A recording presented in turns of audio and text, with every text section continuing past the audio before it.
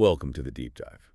We take complex research, break it down, and give you the fast track to really understanding it. Our mission today, to unpack a pretty extraordinary piece of ecological history. It's a study covering 215 years of life inside one river system in Europe. That's right. We're diving into a paper titled 2 Centuries for an Almost Complete Community Turnover from Native to Non-Native Species in a Riverine Ecosystem. It's led by Philip J. Haubrock, and it gives us this incredibly rare long-term view on how human activity, well, fundamentally reshapes nature. Yeah, and the setting for this huge study is the Arno River, specifically the stretch running through Florence in Italy. Just think about that time scale for a second. 215 years, from around 1800s, so Napoleonic times, right up to 2015. It's not a snapshot, it's more like a slow-motion ecological movie. Exactly. And getting that kind of historical depth is usually almost impossible in ecology. The data just isn't there normally. So the researchers really wanted to tackle a core question. How do non-native species actually replace native ones over these huge timescales? And crucially, what drives that process? They focused on fish and also on mollusks and crustaceans, the smaller stuff, which they grouped as macroinvertebrates. Okay, so we're looking inside the Arno from the early 1800s almost to today. But, nobody was doing fancy ecological surveys back then. So how on earth did they reconstruct this deep history? Right. It wasn't like they had continuous monitoring data. It was real detective work. They had to compile presence-absence data. So digging through museum collections, dusting off old naturalist notes, talking to local experts, pulling together existing records, and then synthesizing all that information into 5 distinct time slices. 1800, then periods covering the late 19th, early 20th centuries, and then up to 2000 and 2015. It took meticulous work just to build that timeline of who was there and when they vanished or appeared. And that method, that painstaking work, allowed them to uncover the really big finding of the paper, which, for you listening, is sort of the central paradox we need to get our heads around today. Absolutely, because, when we talk about ecological replacement, native species disappearing, you usually assume the system is, well, collapsing in some way. But the most surprising thing they found was this.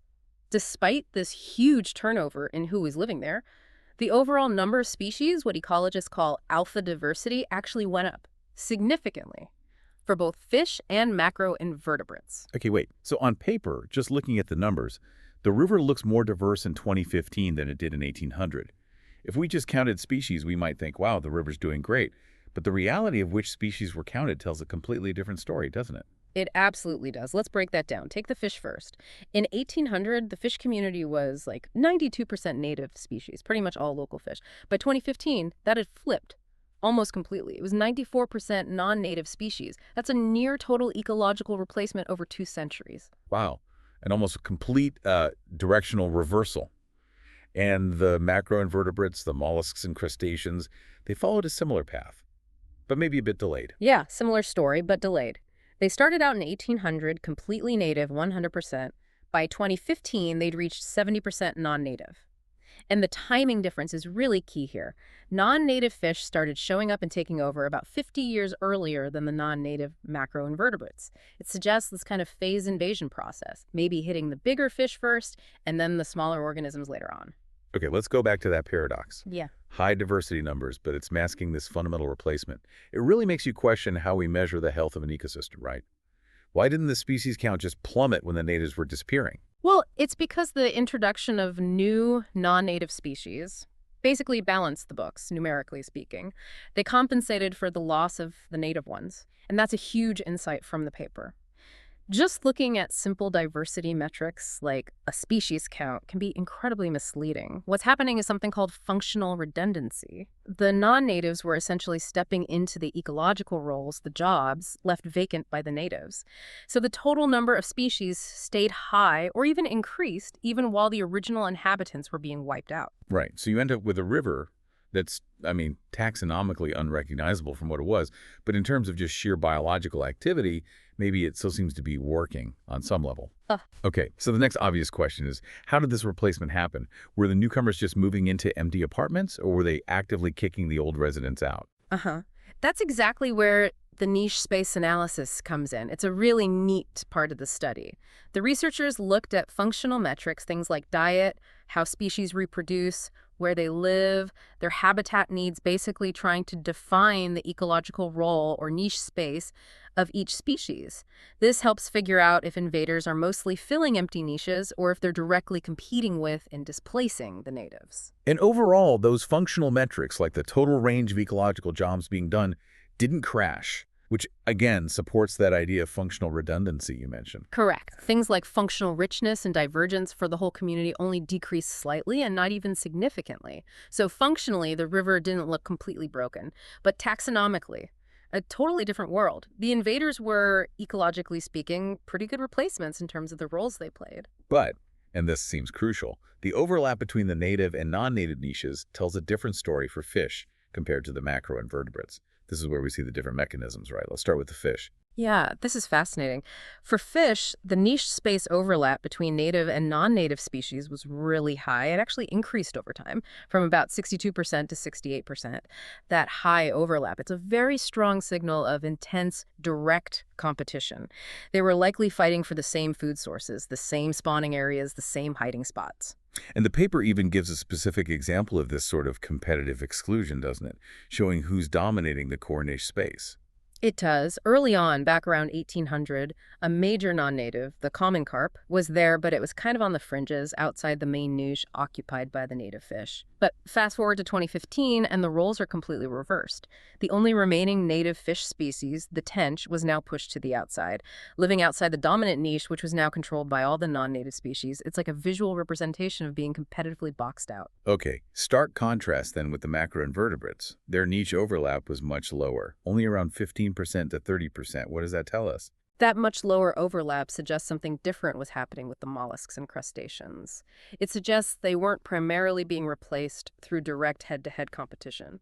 Instead, it looks like the non-native macroinvertebrates were mostly moving into previously unoccupied niche space, which strongly implies that the environmental conditions in the Arno had changed so much, become so degraded, that the native species just couldn't survive there anymore.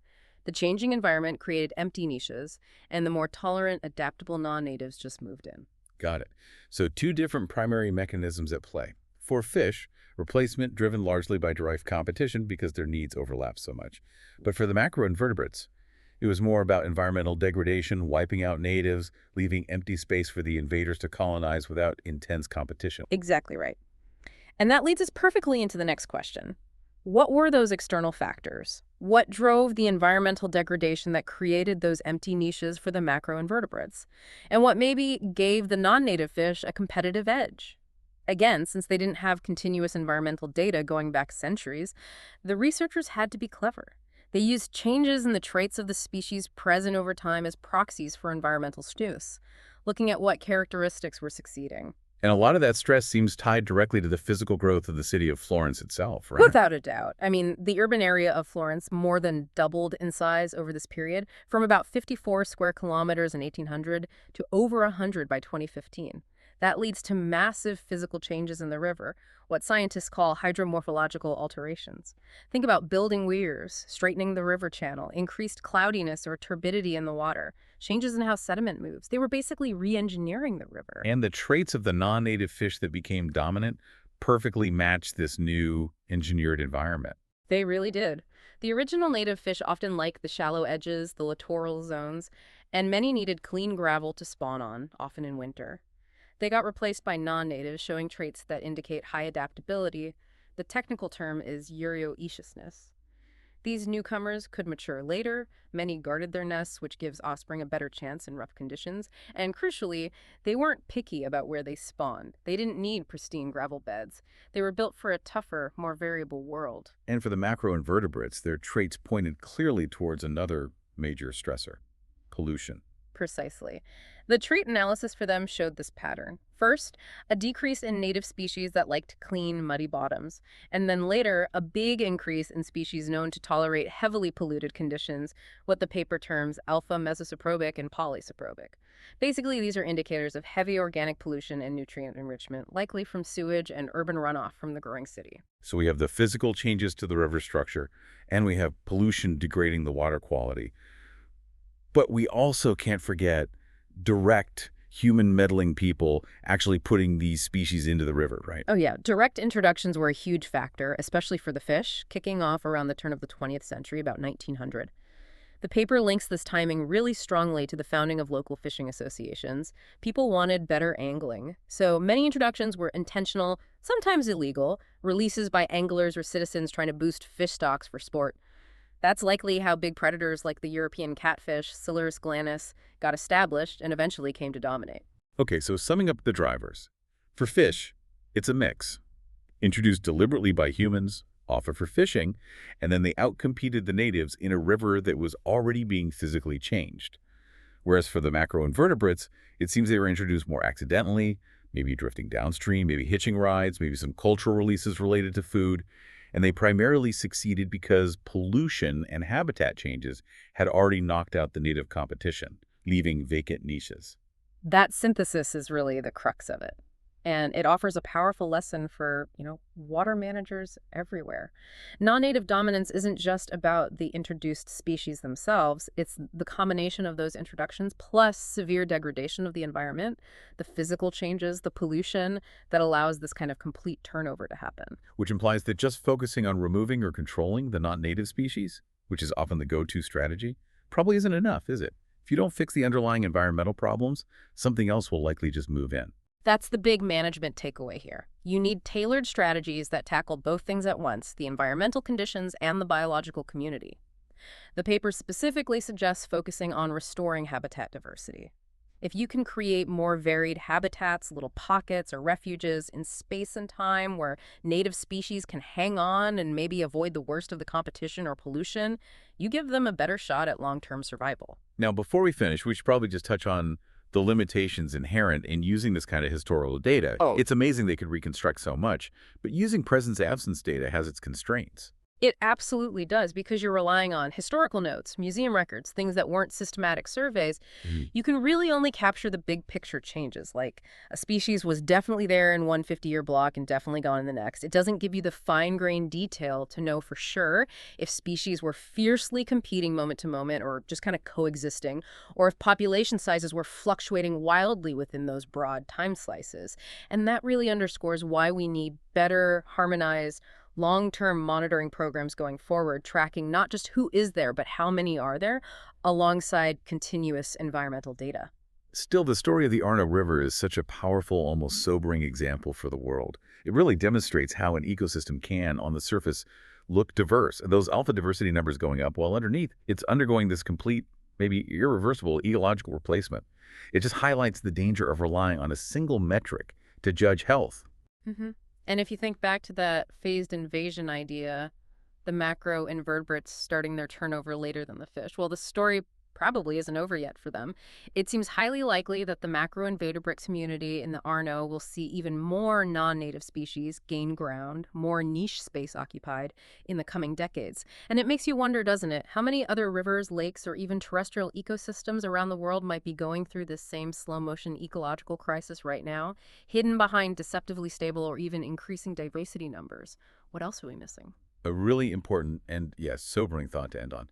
That concludes our deep dive into 2 centuries of profound change in Italy's Arno River.